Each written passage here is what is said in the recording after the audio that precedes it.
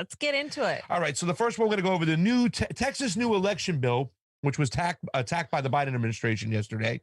Was attacked a couple days ago. And it's a very interesting story because we're going to go through the whole situation.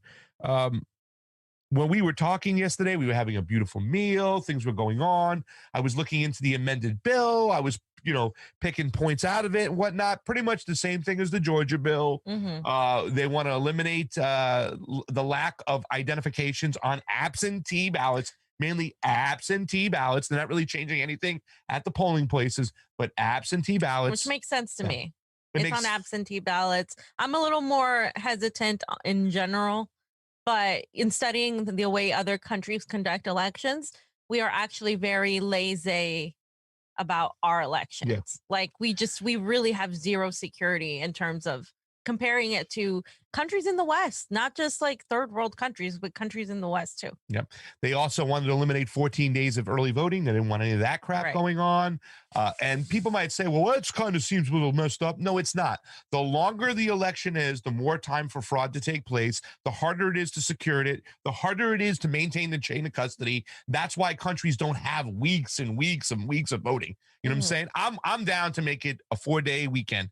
Saturday, Sunday, Monday, and Tuesday, those are the 4 days. I'm willing to do that and say if I was running elections, I'd say, okay, that's it. But 2 weeks, now you start getting information. Okay, like we said, once they process that ballot in the machine, it takes a picture, someone can access account. They might say they're not accessing an account, but if they can access account early and it's 2 weeks out, they go, fam, Tony Cardenas needs votes because he's losing to Angelica Duenas. Let's get it out there. They can pinpoint areas. There's more areas for them to cheat. There's more areas for ballots to get lost. There's more areas for nefarious characters to produce ballots. So that was one part of the bill. Also, the drop boxes, they're making them less of them. Yeah. First of all, I would eliminate them, period, unless they had a chain of custody camera on them. Right. But they're going to just make sure that they're sectioned out smaller, and there are an equal amount of ballot boxes out in the wilderness in those Republican areas of Tejas. I like the way I said that. And, just make it even. You know what I'm saying? Yeah. That's one of the things. If you're going to place these boxes out there, you can't be lopsided and have a bunch in the Democratic area, like none in the Republican area. So they're going to cut that down.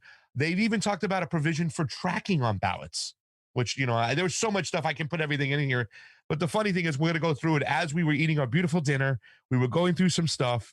Literally a half hour later, news started coming out. The Democrats walked out of session, right? They didn't have enough people for a quorum, which is necessary to pass the bill through. So therefore, the bill was put on hold.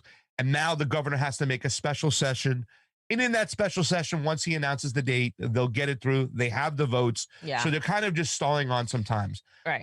So that's what's going on. We're going to kind of go through the whole process. But I want to make sure people understand the way the mainstream media kind of frames these things and the way the administration frames these things. We need to have good conversations about elections. And we do have some good news, fam. As we get to the latter part of the section, I will show you an adult conversation on the floor about poll booklet maintenance. They had an adult conversation about it. I was like, wow, after watching hearings for 6 months, I haven't heard a conversation like this. And these are the conversations we need to have if we're going to be open-minded and say we need to have free and fair elections. So let's just jump into it. Or you want to have anything to say before we get going? Because I just get, it's really hard for us to discuss elections from this perspective because everybody on the left has a very black and white, like Republicans are always wanting to suppress the vote. And oftentimes they are, but so are Democrats, and they're in a different way.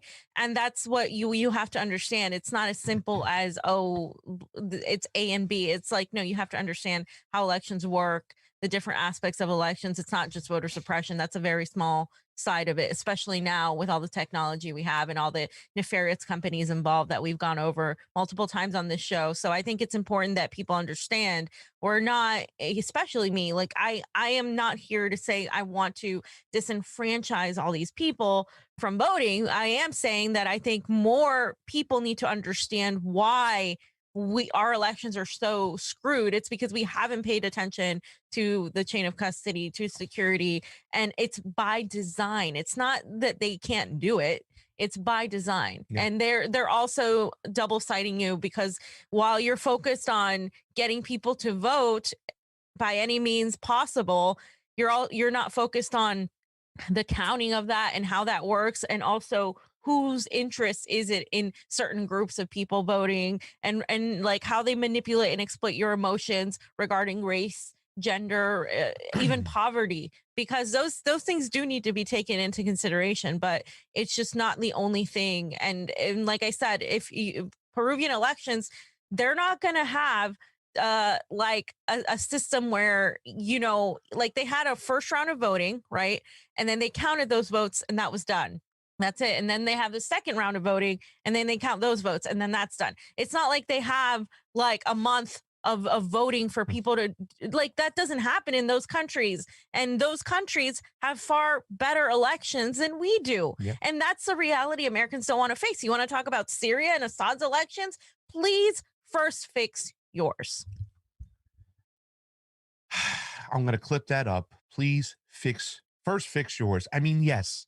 And we've seen this too as well. It really is. I think people have to get their mind off the whole Republicans and Democrat thing. It's the establishment, because inside these primaries where the real rigging takes place, you know what I'm saying? They suppress people's votes. They suppress the same vote and they try to get that vote back for the general. It's a whole clusterfuck of things going on. Mind fuck. But let's stick with the part because they use these talking points, like you said. Like here's one, and this is what I put down. I said, here are some examples of establishment talking points used to emotionally goat you into thinking that these bills are just biased, racist of sorts. This is the things they use. We had the biggest turnout in our last presidential election. Why are Republicans making it harder for people of color to vote? Well, I mean, and this is the thing that's so ignorant about the Democratic establishment or the Democrats that just regurgitate this whole thing. Like, we had the biggest turnout. Yeah, but a lot of people don't believe that those votes are valid. Right. And you're not doing anything to show that they're valid. You're not allowing people to go back in and have proper audits. So don't tell us, oh, we had these audits. No, you don't. We have one audit going on in Arizona. We might have one going on in Georgia because I won't believe it until they get in there and start looking at those ballots, fam. And then you have the whole point of like, well, it took almost 5-6 months to get this shit, right? What could they have done to cover their tracks? And by the way, Republicans don't help themselves when they start bringing up like, oh, illegals are voting and we need to stop. First of all, just even the language, it's going to offset the other side. Second of all, that doesn't happen. It's very, very rare that ever happens because these people are afraid of at all getting in any trouble that will get them sent back to their country. They're not going to risk voting for Trump or Biden for that. That just doesn't happen. When you make those arguments or when you bring up the ghost of Hugo Chavez, it really diminishes anything of substance that you're saying. So to Republicans, I say, stop doing that if you want any sort of progress in your elections and if you don't want to be called a racist, because yes, there are people like Mitch McConnell who we know actually manipulates elections too. Yeah. Like there are people that on the right that manipulate elections just like people on the Democratic Party. And that's a fact. So when you base it on facts and not on ideology or what's more, convenient for my ideology, then you can get somewhere and have a conversation. But when it's like, oh, like illegals, Venezuela, blah, blah, China, and then that's when you lose people on that side. And on the other side, it's like Russians and racist and blah, blah, blah all the time. It exists, but in very, very small quantities compared to what the big issue is, which are the machines, the lack of chain of custody, et cetera. Yeah, and I think a lot of people on the left, they say, well, these elections were much more accessible this way. The most accessible election would be no securities whatsoever. Right. You just remove all securities. That's going to be the most accessible election you have. So like I said, we have to just find that balancing scale to say we need enough securities and accessibility where it's a good balance. You can't just have a free-for-all and let everybody go ape shit crazy because they will go crazy. And then all you know is you're going to get fucking extra votes here and there. So let's talk about this real quick as well, because that's what they say. They said, okay, why are they making it hard for people of color to vote? They really are not. But here, let's get into the whole shtick of what they're doing. Here's Ari Berman saying, after Texas had the highest turnout in nearly 30 years, GOP severely rolling back voting access, banning drive-through voting and extended voting, cutting Sunday voting, and making it a felony for election officials to send unsolicited mail ballot applications to voters. Okay, so, I mean, here's the thing. You shouldn't do that. Drive-through voting. Can you imagine? See if they have that in Peru. No, they definitely See if you did can not come have that. through. You know what I'm saying? Maybe you're on a donkey or a car or a bicycle. See if they have drive-through fucking voting. And once again, this whole thing, making it a felony for election officials to send unsolicited mail ballot applications to voters. What they're saying is that the Secretary of States and these registrars and these election officials had no right to send out these ballots to everybody on the voter polls. You don't. Okay? It's up to the legislation to do it. So now they're making it illegal for them to do it, and they're making them abide by the law. The Texas bill that they were putting forth was more about making sure the laws were clear. It wasn't a ton of extra laws. It was digressing to back before the coronavirus. Right. And then also cutting out certain things. So much like the Georgia bill, because like Almost a lot of the things that the Democrats were complaining about the Georgia bill were things that didn't even exist before COVID. It was like what it was before COVID, basically. And they had allowed more accessibility because of COVID. So they're just like going back to pre-COVID times. So if COVID's over, why would we keep the same mechanisms that were just an exception for COVID? Because even in other countries during COVID, you still had to provide some form of identification to get an absentee ballot. Yeah. And in some countries, they wouldn't even let you vote, period. So, I mean, this is very hard to discuss with the left in America, because they automatically feel like, oh my God, they're suppressing people of color, suppressing X person. But really, that's exactly what they're using to get you to completely not pay attention to really where the fraud and where the corruption really is. Yeah. So also too, as well, watch as we go along this thing, fam. This just gets, it blows my mind, the exploitation of the mainstream media and the establishment. Critics have called SB 7 a clear effort to limit electoral participation in largely Democratic Harris County, because it would outlaw drive-through 24-hour voting, which nearly 140,000 county voters used in 2020 election. Okay, that was the coronavirus. That was a coronavirus. We got you and stuff like that. It's going to present a lot of problems. Let's eliminate it and go back to normal. Now, there is something I wanted to point out, fam, because I did get a little back and forth with Senator Sonny Borelli when I was on the show the other day. I called in to Uncle Ron's show, and we were talking back and forth. And this is one thing he says, listen, it's your duty to go vote. If you can't find one day to go and vote, then I don't even want to hear it. I'm like, listen, Sonny Borelli, Senator Sonny, you guys got to make it expedient. So I want you to pay attention when you go to Peru, see how fluid it is, how long it takes somebody to get through. Also, please, Fee, point out the IDs and the identification they have to use and stuff like that, so people can see what they do in other countries. They use IDs. Yeah, they use IDs. Yeah. In some places, they use thumbprints. So, I mean, I just want to say the fact that there has to be a two-way street. Yes, we have to make it a responsibility to want to go and vote. A lot of people don't go and vote because they think the system sucks and the vote's not going to count anyways. So that's why they throw it out the window, and that is by design. That's what the establishment has done to us. But yes, also too, and this is the job I want, right? From running restaurants for so long, I want the job where I can say, I'm going to make it expedient. Like Clinton Curtis said, for every hour you wait longer than 1 hour, for every extra hour over an hour, the county has to pay you $100. So if you're there for 3 hours, the county's got to fork out $200 to you.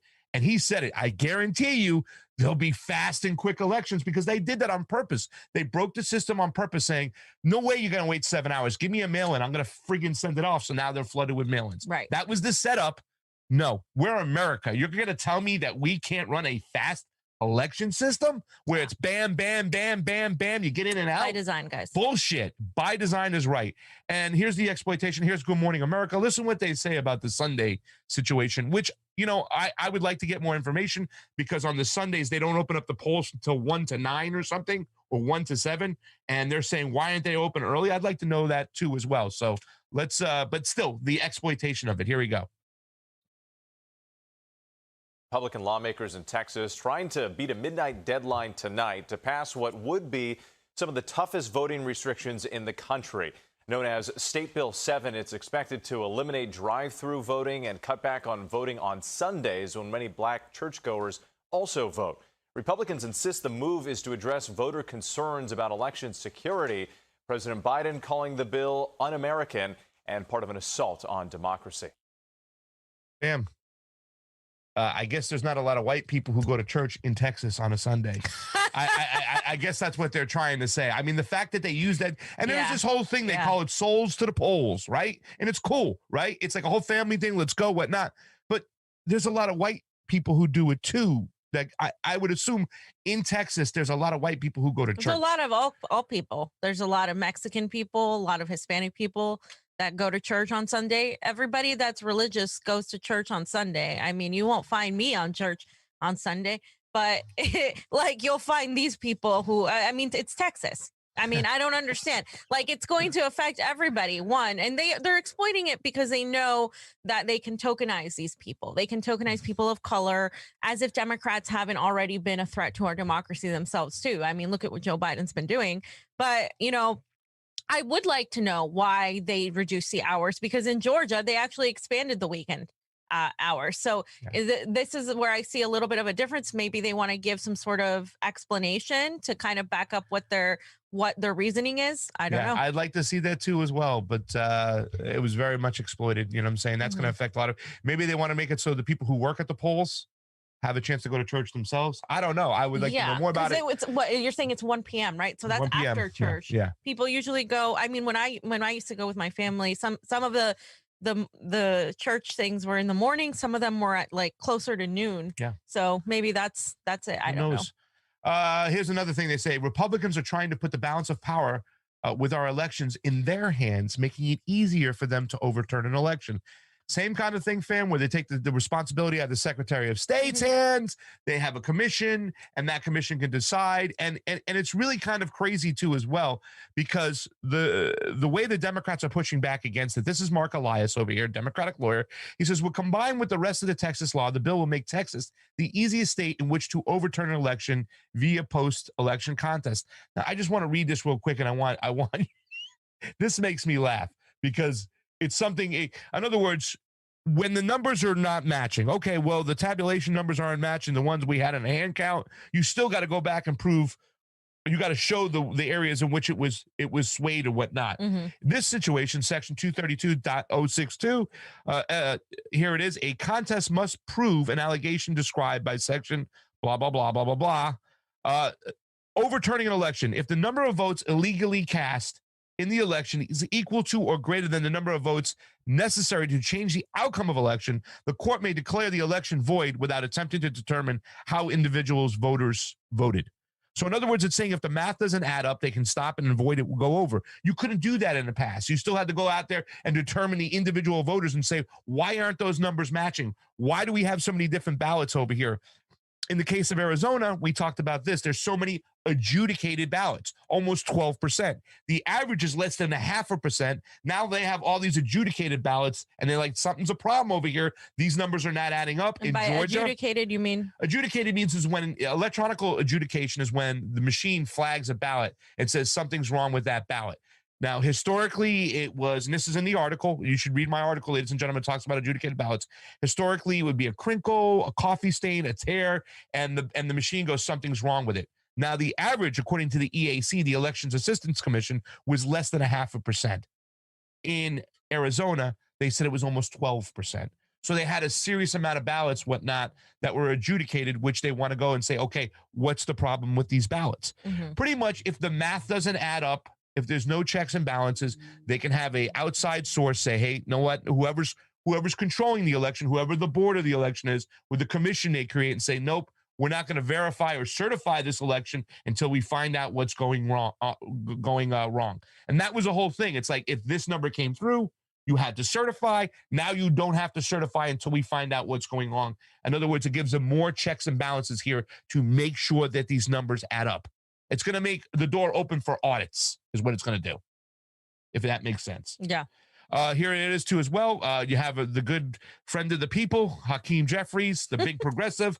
The Democratic lawmaker calls Texas voting bill shameful and says the Republican Party wants to make it easier to steal election. No, they want to make it harder for you to commit fraud. That's what they're doing. Yeah, I mean, and it's not obviously a monolith, right? It's not every Republican. It's certain people that are pushing this. Now, would they be the same if it was the other way around? I don't know, because both of these people play party politics, right? They play ideology politics, but really to actually get to the bottom of this, again, there has to be this end to, oh, these Republicans are the only ones that are cheating. Like, no, we like, and that's the worst part is like people still on the left, people on the progressive side still think that Republicans are the only ones that rig elections when it's ridiculous. Well, some of them say, fam, they just, the Democrats only rig them in the primary, not the general. Yeah. Okay. Sure. Yeah. Good. Okay. They're only thieves sometimes. But I mean, fam, people literally said that. You know what I'm saying? I know. They say that all the time. People that is still say stupid. that. Yeah. It's dumb. Yeah.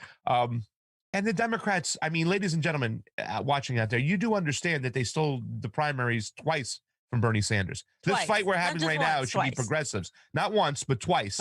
And we have data analysis. We have unusual fucking spike voting. Yeah. Like just these numbers that don't add up where it's like, I think in the article we put a saying like, for Donald Trump to get caught by Joe Biden, you're more likely to get struck by lightning while cashing in a lottery ticket. Caught up in votes, right? Yes. Yeah. I mean, it was ridiculous.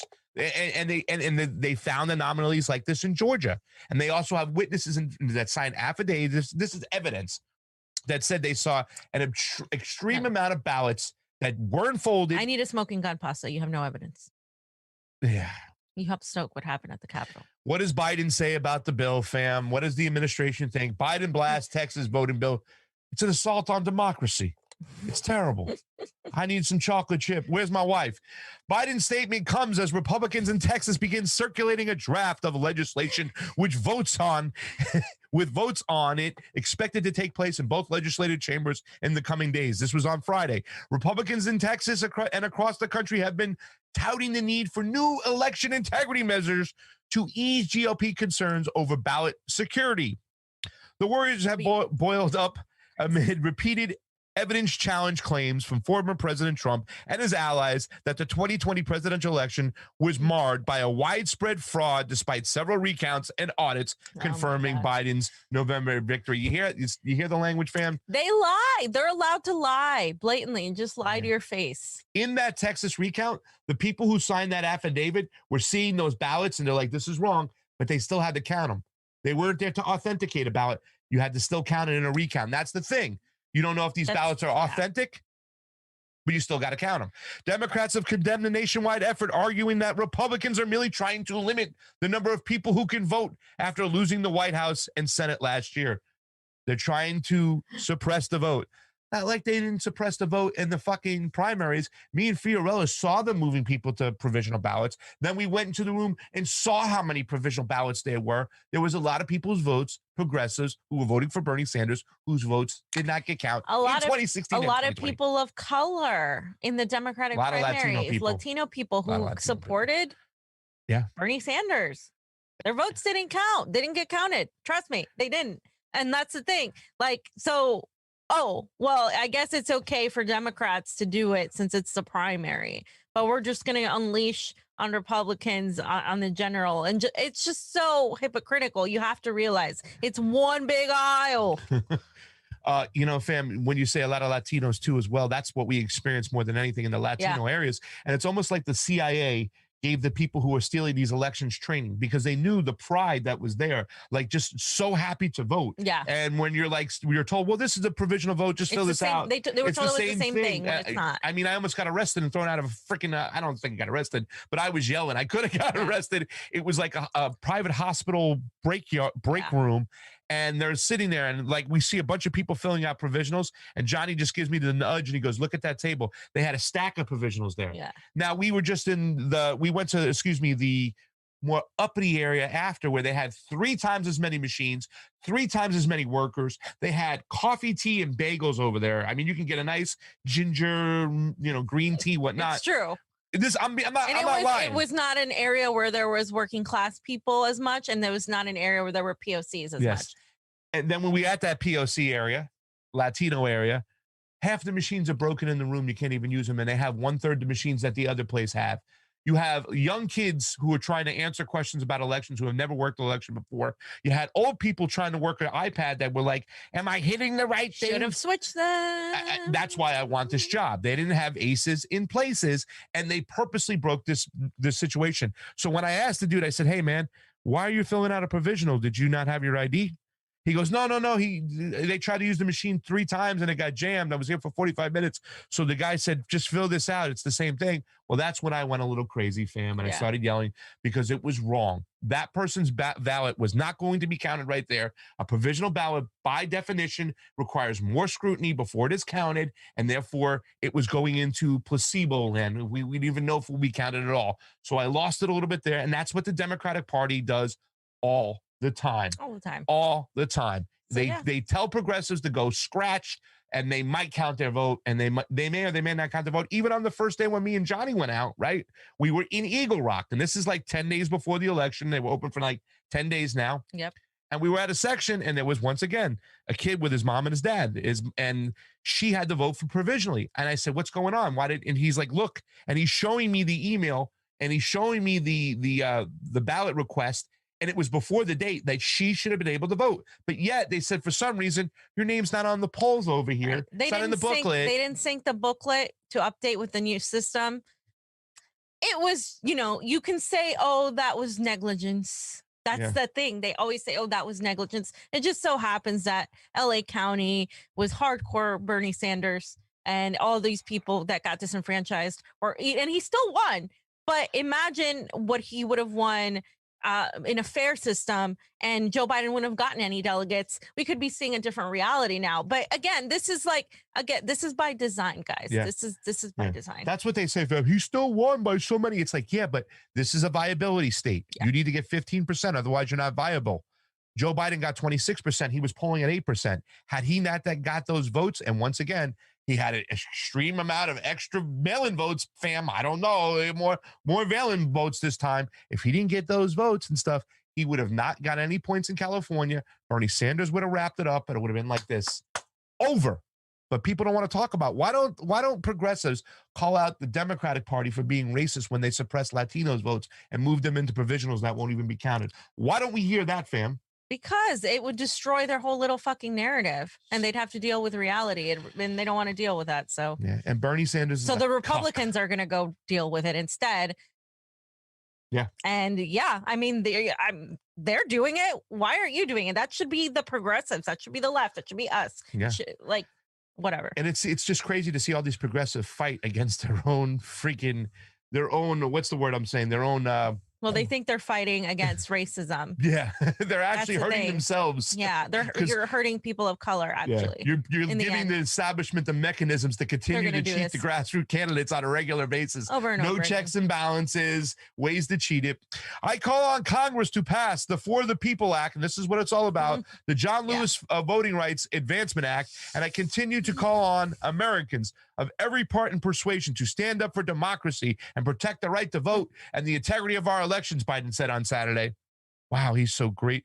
Texas joins other states, including Arizona, Florida, and Georgia, in either passing or mulling new election restrictions. Some states have already faced a string of lawsuits over the bills, and Democrats on Saturday warned that Texas will be sued too if the bill is greenlighted. Okay, I don't even know what to say. I hate to tell you, HR 1 has a lot of things in it that are unconstitutional, that are trying to take away states' rights. That's going to be interesting, that whole thing. But that's what they're trying to do. Suppress the third party. Yeah, finances. Kills third parties and allows the two-party duopoly to raise even more dark money and even more inflation and stuff like that. And that's what they're trying to do. HR 1 was a blueprint for the Democrats in these states to kind of pass a bill like that, where it's 15 days of early voting, where it's mail-ins on all the people on the voting registration and the poll booklets. Anybody who's in the poll booklet will get a ballot. But that's the thing. Yeah. We know how dirty they are. I mean, if we had security systems in place, I wouldn't care about 15 days of voting in general, total. But we don't. So do it, one or the other. You can't have both like that. You can't have 15 days of early voting and no security at all. No chain of custody. No chain of custody. It just doesn't work. Human beings are faulty. Human beings, and not just human beings, because I don't believe people actually go rig elections. This goes to the Republicans. It's not voter fraud. It's election fraud. This is coming from nefarious groups the establishment who wants to have things a certain way. And why do you think you have people who don't represent you? Well, if you're not voting for them, then what's going on here? Yeah. There's been a lot of talks about the poll booklets, right? So this Mhm. is one situation where you hear a group of people saying that if names are removed from the poll booklets, it's racist. You have the other side going, the poll booklets are dirty, they haven't been updated, whatnot. So there is some talk right there about what to do. Throughout these whole hearings, fam, I haven't heard an adult conversation on how to get this done. There are states like California where you have to miss 2 federal elections, so 4 years of elections when you don't vote, and then they have to send you out a flyer, right? And send you out a card that says, are you still living here? And if you don't respond to that, then they can remove you. And I think the process is that. I don't know if it's changed, whatnot, but it's a process from which your name's got to get removed. It takes some time to do it. But people make it sound like, oh, they're just removing names. They removed this many names. People die. People move. They'll remove names. How we do it, we have to have conversations about how to get this done. So this is on the floor. This is a Republican who is one of the co-sponsors of the bills and a Democrat questioning about this particular part of what I like to call poll booklet maintenance. Take a look.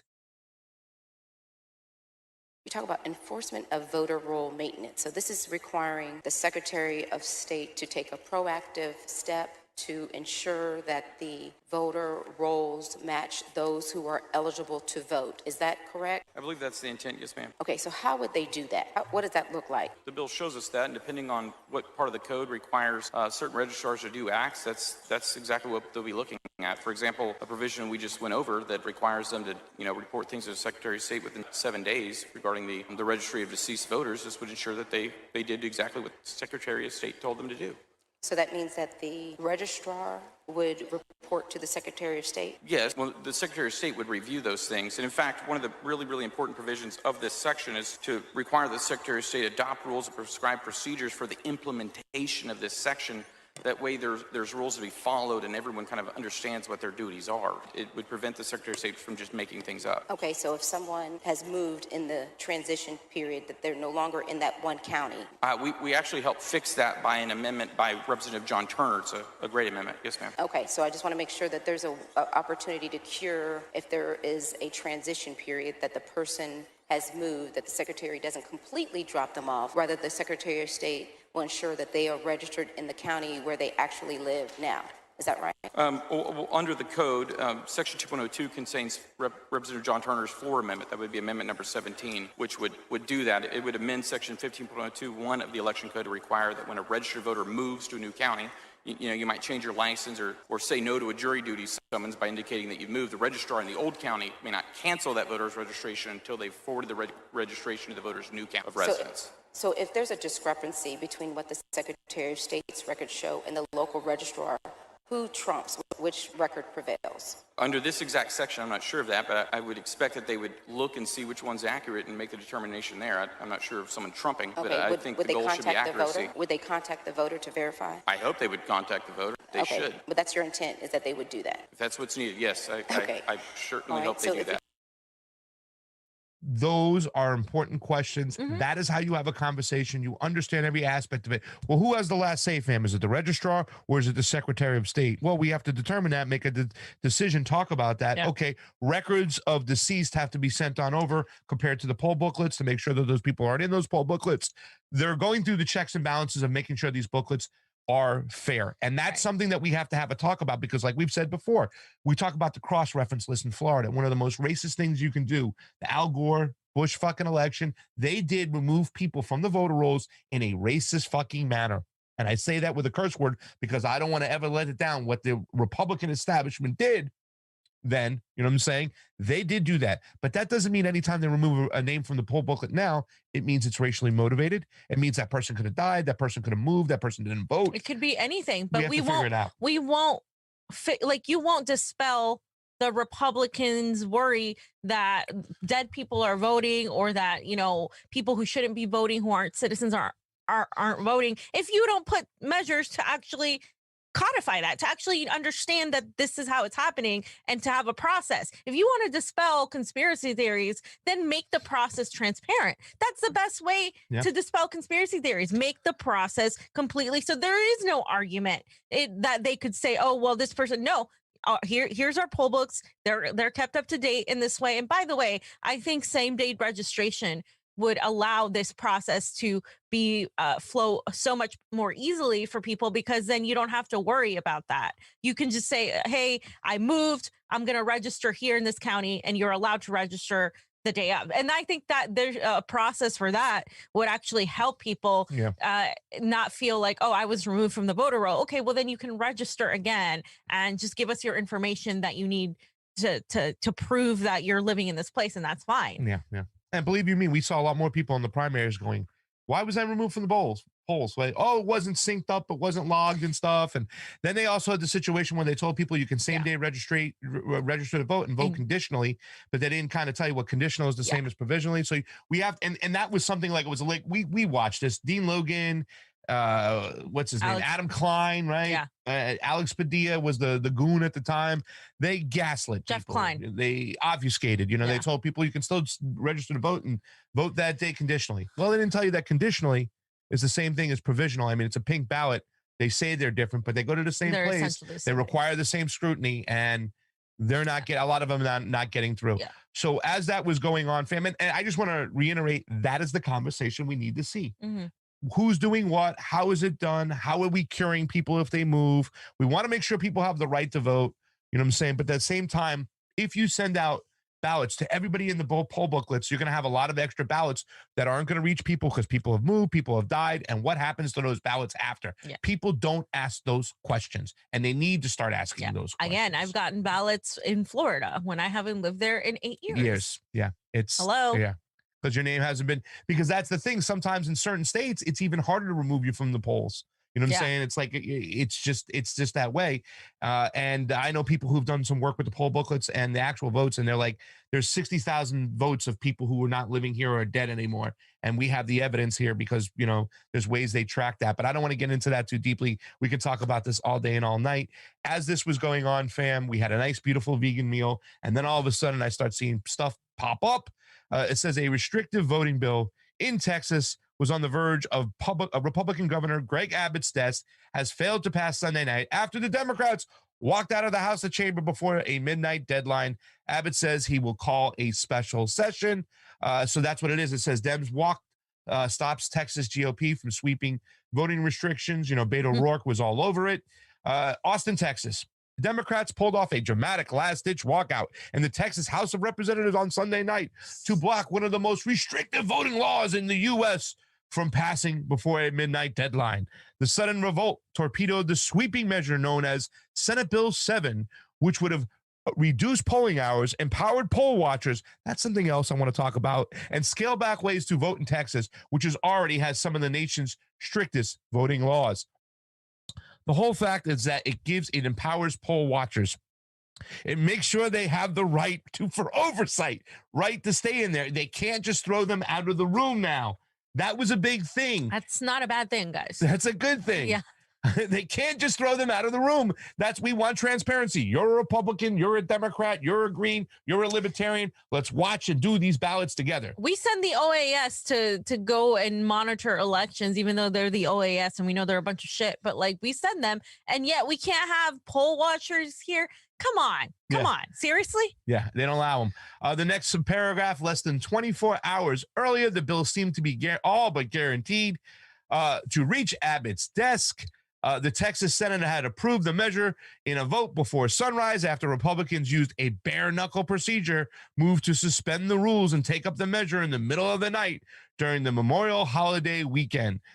But as the night wore in the House, the GOP's chances wobbled. About 2 hours before the midnight deadline, Democrats began filing out of the chambers in greater numbers, denying Republicans the quorum necessary to hold a final vote. The walkout handed Republicans a rare defeat in the Texas Capitol, where they control every level of power and wield overwhelming majorities in both the House and the Senate. So, fam, they pulled a little move, the Democrats. All it did was just buy them some time. So that's that.